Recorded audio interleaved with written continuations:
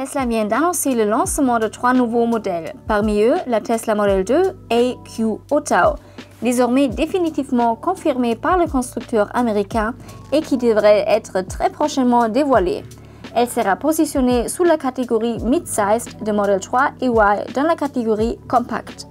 Ce que Tesla a officiellement révélé, c'est que ce modèle sera équipé d'une batterie de 53 kWh qui devrait offrir une autonomie de 400 à 500 km. Son prix devrait être de 25 000 $ seulement et la Compact Tesla représenterait ainsi le tournant définitivement dans la mobilité électrique pour tous. Pour produire le véhicule à un coût aussi faible, Tesla a misé sur la technologie LFP pour lithium fer phosphate. Par rapport à la technologie lithium-ion, les batteries LFP offrent de nets avantages en termes de coût et plus de robustesse. Tesla utilise déjà des batteries LFP dans les versions entre de gamme des modèles 3 et Y et dispose donc déjà d'une certaine expérience avec ce type de batteries. Tesla pourrait ainsi, dans un avenir proche, proposer des voitures électriques à la fois performantes et abordables.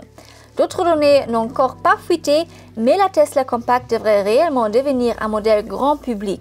Les objectifs de vente vont en tout cas dans ce sens. 42 millions d'unités de la Tesla Model 3 ou Model 2 devraient être mises en circulation dans le monde entier. À titre de comparaison, la Volkswagen Golf s'est vendue à 35 millions d'exemplaires jusqu'à présent. Tesla envisage de produire 4 millions de petites Tesla bon marché par an et dominer ainsi définitivement le marché. Avec un objectif de 42 millions, le projet s'étalerait sur plus de 10 ans. Ces informations ne proviennent pas d'analyse, mais directement de Tesla. Tesla vient de publier dans son Masterplan Part 3 un rapport sur la Model 2 et d'autres modèles. Vous le découvrez ici en avant-première sur InstaDriver.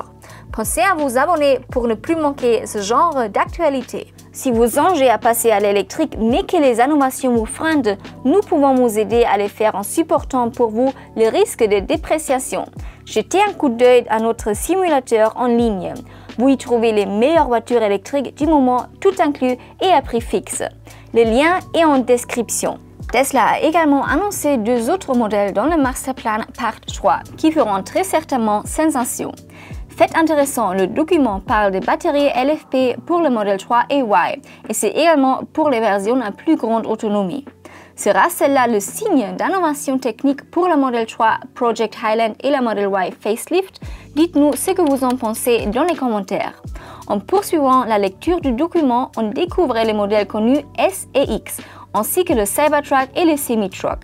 Curieusement, le Roadster 2 n'est pas mentionné, mais 2 autres nouveaux modèles le sont. Tesla ne couvre pas encore le secteur de utilitaire et de vente, segment où l'on trouve par exemple le Volkswagen ID Boss ou le Mercedes e-Vito. Leur firme américaine entend y remédier avec le développement d'un véhicule qui disposera d'une capacité de batterie de 100 kWh et sera équipé d'une batterie lithium-ion. Les ventes seront estimées à 10 millions d'exemplaires, mais aucune date n'a encore été communiquée concernant la sortie de ce modèle. Tesla devrait toutefois ne pas trop traîner car il existe déjà une offre intéressante sur ce segment. Par ailleurs, Tesla envisage de lancer sur un nouveau marché, celui des bus. On ne sait pas encore s'il s'agira d'un bus de ligne ou d'un autocar. Côté batterie, il devrait en tout cas disposer d'une capacité de 300 kWh et de la technologie LFP. On ne connaît pas encore son autonomie, mais à titre de comparaison, le très populaire Mercedes-Benz e-Citaro peut parcourir jusqu'à 200 km. Le Semi-Truck de Tesla est quant à lui déjà sur les routes et peut parcourir jusqu'à 500 miles, soit 800 km avec sa batterie de 800 kWh.